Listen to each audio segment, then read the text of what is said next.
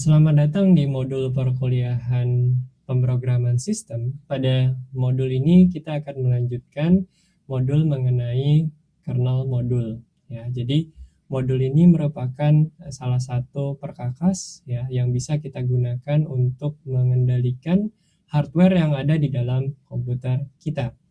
Jadi beberapa hal yang sudah kita pelajari sebelumnya mengenai teori dari driver atau modul, kita bisa melepas atau memasang modul tersebut.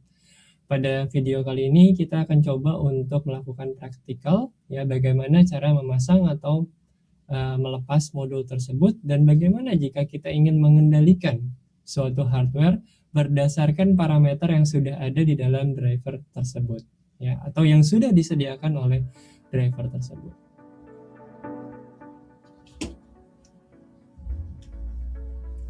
Oke, jadi di sini ada beberapa perangkat-perangkat yang bisa kita gunakan. Ada namanya InSmode, ya, ada namanya Mode Probe, ada namanya LS Mode, ya. Jadi masing-masing perangkat tersebut itu bisa kita gunakan untuk melakukan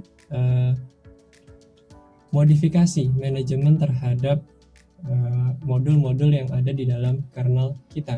Ya, kalau kita bisa lihat man LS Mode. Ya, di sini dia memberitahu status dari modul di dalam sebuah Linux kernel. Lalu berikutnya man rm mode. Ya, artinya di sini sebuah program yang digunakan untuk meremove modul dari sebuah Linux kernel. Ya, kalau kita lihat ls mode yaitu kita list di sini. Ini adalah modul-modul yang berjalan di dalam VirtualBox ya, SysProcOva ini.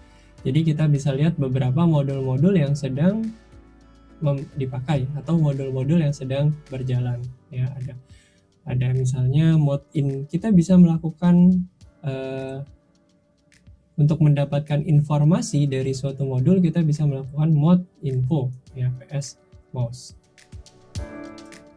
Ya, jadi di sini beberapa modul yang digunakan untuk mouse, dan ini ada penjelasannya. Di sini ada namanya parm ya. Jadi terus ada parameter ya. Di sini ada beberapa parameter yang bisa kita modifikasi nantinya ya. Atau misalnya kita ingin tahu gimana network kita ya. Kita bisa lihat mode if config ya.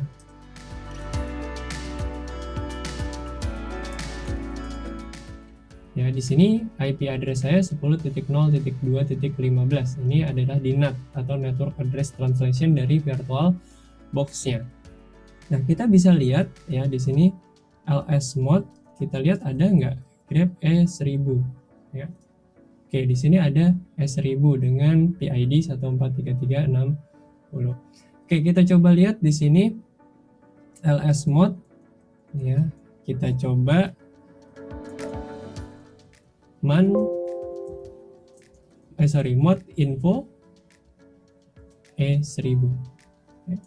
Kita akan mendapat informasi mengenai network kita atau driver network kita.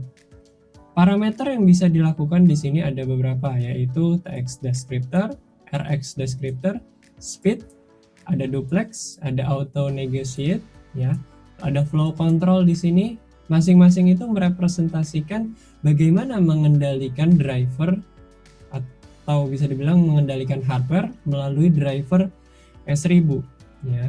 Jadi ini adalah beberapa parameter-parameter yang bisa kita gunakan untuk mengendalikan hardware kita.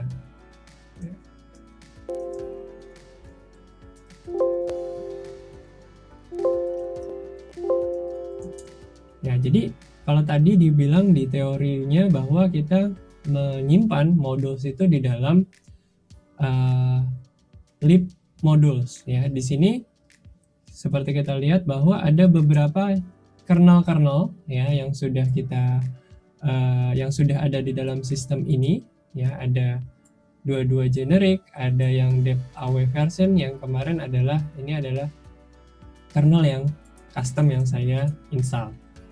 Ya, jadi kalau kita lihat di dalam sini, ya, ini adalah beberapa modules yang ada di dalam kernel masing-masing kernelnya. Jadi ketika kalian memulai sistem, itu kan kalian akan memilih kernel yang akan dijalankan.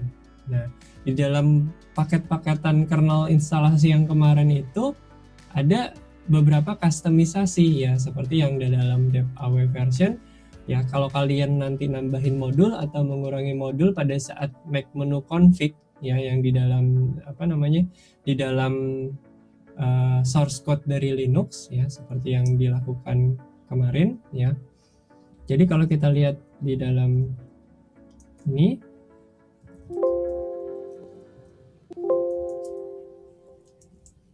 home user ya, sysproc compile kernel ya, kita masuk ke source code Linux ya. Jadi di sini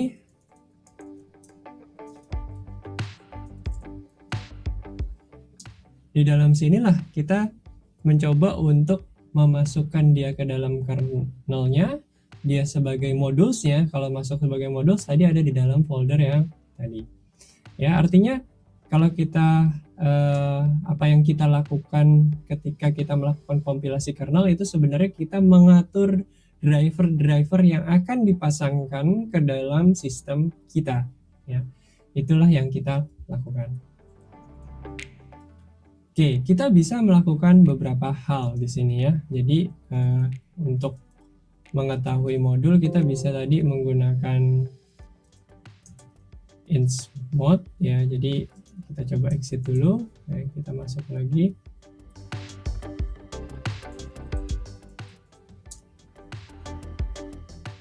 Oke, nah di dalamnya ada insmod, ada modprop ya. Jadi kalau modprop, modprop di sini digunakan untuk menambah dan mengurangi modules dari Linux kernel. Ya, jadi kita bisa membuat modul sendiri ya, atau kita juga bisa meremove modul yang sudah ada ya. Jadi itu bisa kita lakukan. Oke, kita coba jalan lagi di sini ya. Ada ls mode, rm mode di dalamnya ya. Lalu saya akan coba untuk memberikan satu demonstrasi kepada kalian ya. Kita bisa menjalankan ya. Di sini saya mencoba untuk menggunakan ini ya.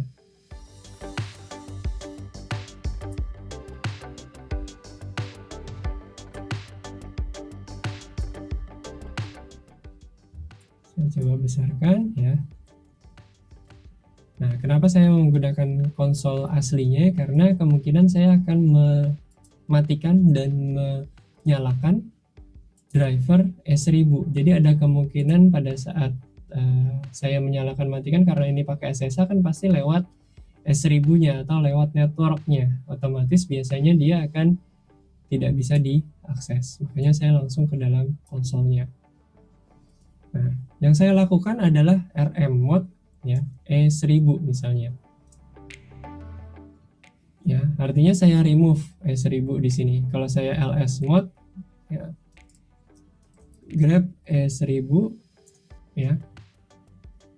Itu sudah saya rilis E1000-nya. Jadi saya bisa lihat semua kernel message itu namanya ada di message. Kita grab E1000.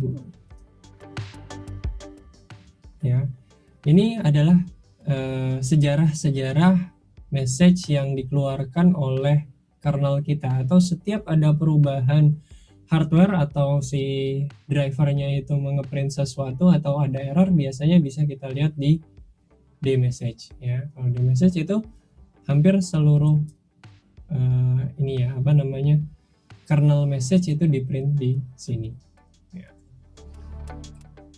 Oke, nah kalau kita lihat di sini grab S1000 drivernya sudah saya remove tadi ya. Jadi kalau saya ls mode itu udah nggak ada grab E1000 ya. ls mode, kita ls mode dia sudah tidak ada.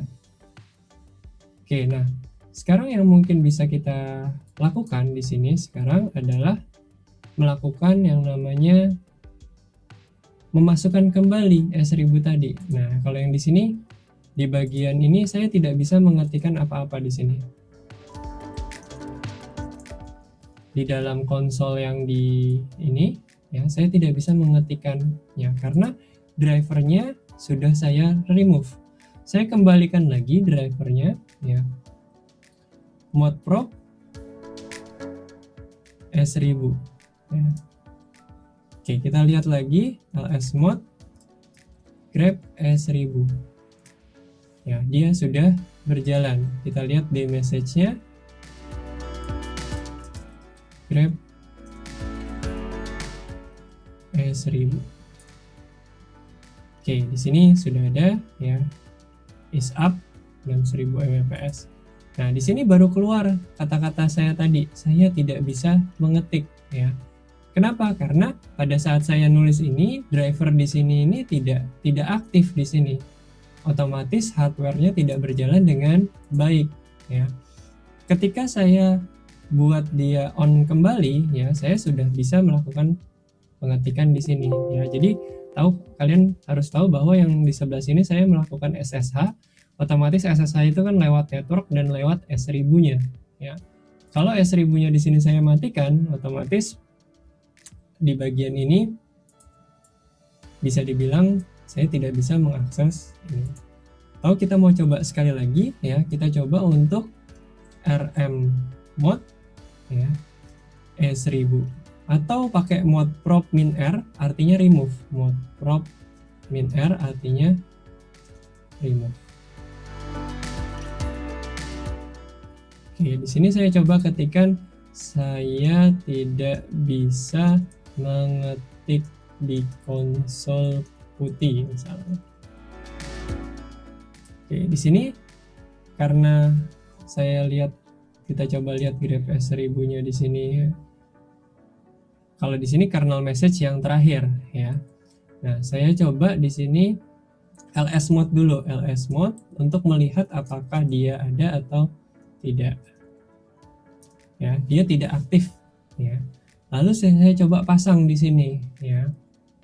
Modprobe ya, kalau nggak pakai -r berarti kita coba masukkan modul S1000-nya atau modul aplikasi dari driver S1000-nya. Kalau kita lihat, oke, dia sudah aktif di sini ya.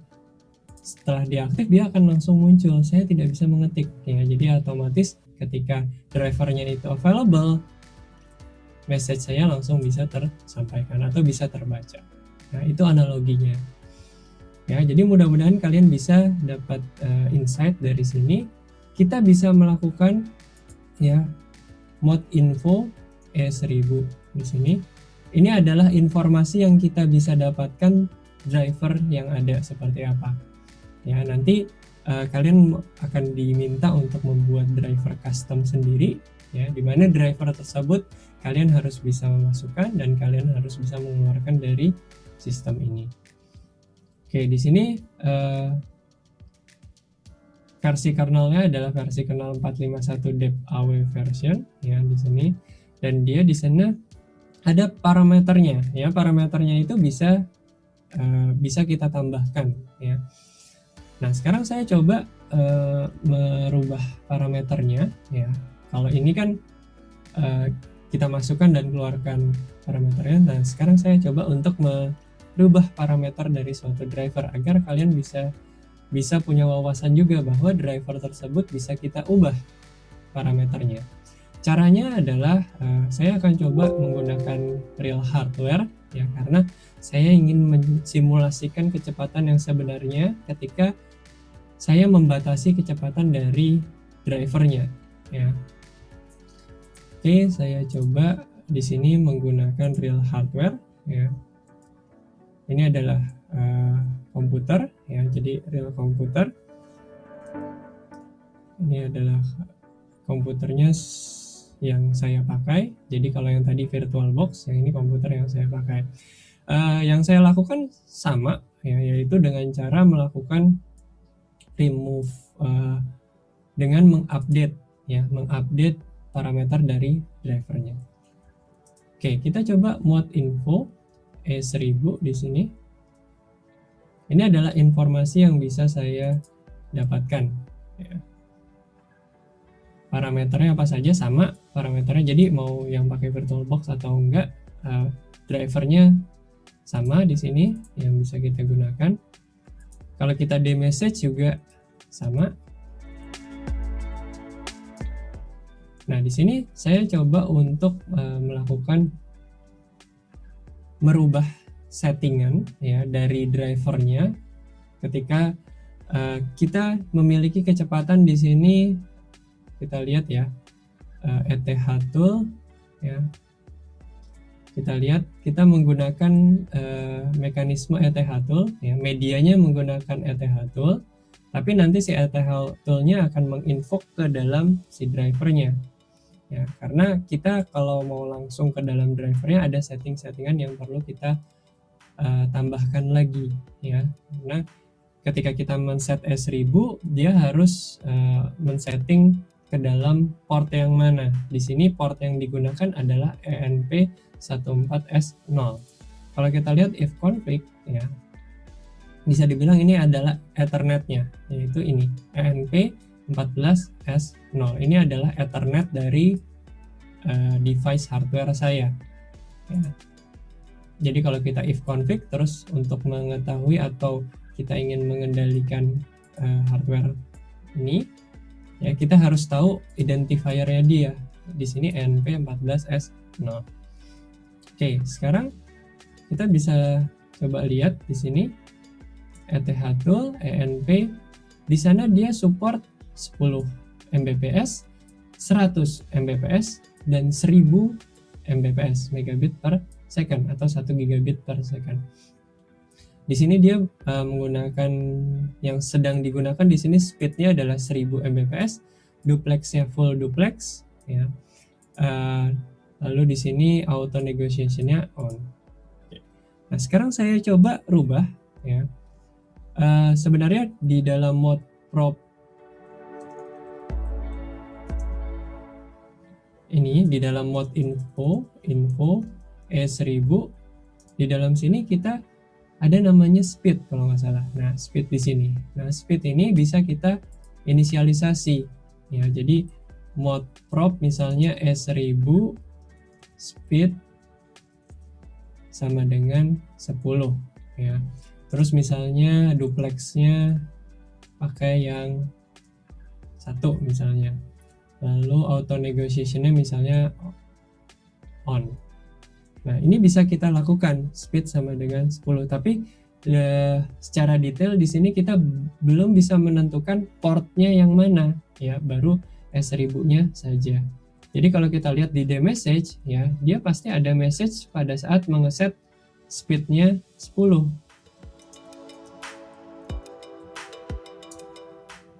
Ya, sorry. ENP di sini, ENP.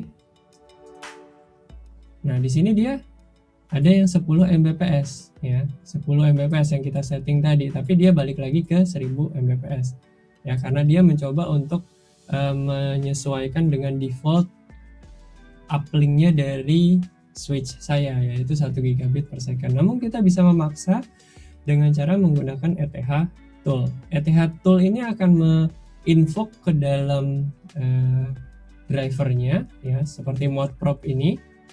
Mode prop ini dia akan merubah speednya di sana. Kalau kita lihat di sini, kita coba ETH tool ya. Ini kita coba, kita rubah speednya jadi 10 ya. Duplex, auto negotiationnya off. Kita coba. Ya, dia melakukan. Lalu kita lihat kecepatannya ya.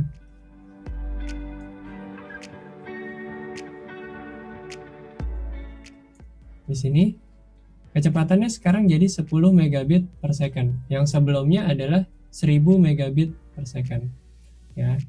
Ini saya setting 10 megabit per second. Kalau kita lihat di message-nya, grab ENP di sini ya. Langsung di sini IC link is up 10 megabit per second full duplex. Oke, jadi kecepatan dari ini adalah 10 megabit per second. Oke, sekarang kita coba kirimkan data ke sana ya. Kita coba di sini ya, kita copy datanya. Lalu kita lihat di sini kecepatannya itu sekitar ini ya. 0,17, 0,2 megabit per second ya. Kalau kalian bisa lihat di sini, kecepatannya di sini adalah sekitar